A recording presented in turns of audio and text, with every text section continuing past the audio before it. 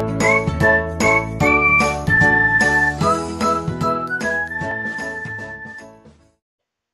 dear student, welcome back to my Baloku Education YouTube channel. Today we will discuss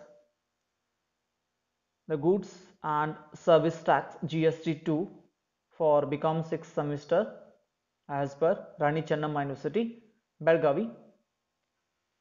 Myself Pradeep. Let us move on.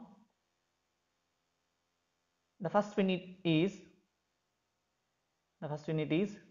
GST rates, which includes zero rating of exemptions and lower rate of tax for certain items such as food and healthcare.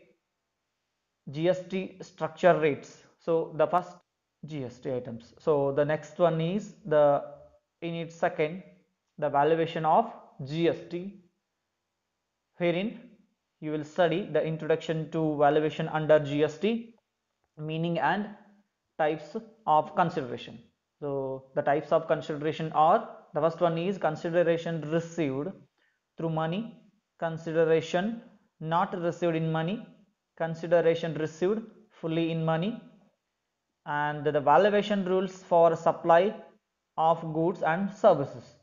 So rules, first one, the general valuation rules and special valuation rules.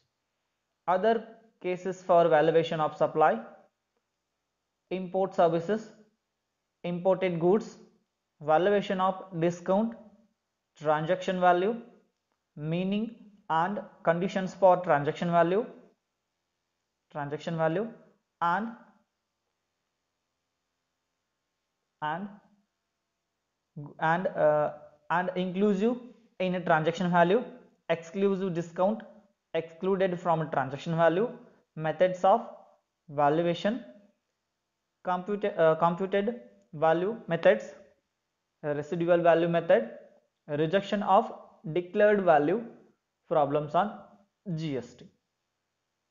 So move on the third unit. The third unit, which is input tax credit and tax invoice. So herein you will study meaning of an input tax credit, manner of taking input tax credit, and the difference between the tax invoice, credit note and debit note. So here there will be a difference between credit note and debit note, which is important for your sum examination point of view, and the problems on input tax, so which is also important for your sum examination. The problems are asked in last semester sum examination also. So the fourth unit is payment process in a GST and return of GST. The first one is payment process. Features of payment process, methods of payment process. In that, payment by taxpayer by internet banking through authorized banks. B, over computer payment through NEFT RTGS from any bank. The second one, B, GST return, so which is also important for your sum examination point of view. The meaning of returns: obligations for filing the return, assessee required to file the return in GST. The types of returns, so which is important for your sum examination point of view. Okay, for the first one is GSTR1,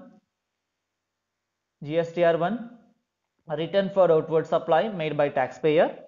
GSTR2, return for inward supply received by a taxpayer. GSTR3, monthly return. GSTR4, quarterly return for computing dealer. GSTR5, return for non-residential foreign taxpayer. GSTR6, ISD return. GSTR7, TDS return. GSTR8, annual return, and lastly the time period for filing the return under GST. So move on the last chapter for your 6th sum GST, which is refund under GST, wherein you will study the meaning of refund, excess payment of tax due to mistakes, export of goods and service under claim of rebate and refund, refund in case of provisions assessment, refund of free deposit for filing the appeals, refund during the investigations, where no or lesser actual liability arises, refund due to the year end or volume based discount by credit note, time period for the filing of an refund return application. So there are 5 units. So you have in 5 units in your 6th. The first one is GST rates. The second one is valuation under GST, and third one is input tax, credit and invoice, and fourth one is payment process in GST and return of GST, and the last one is refund under GST. So five there are 5 units. There are 5 units. So thanks for watching my videos. Please like and subscribe my channel. Thank you.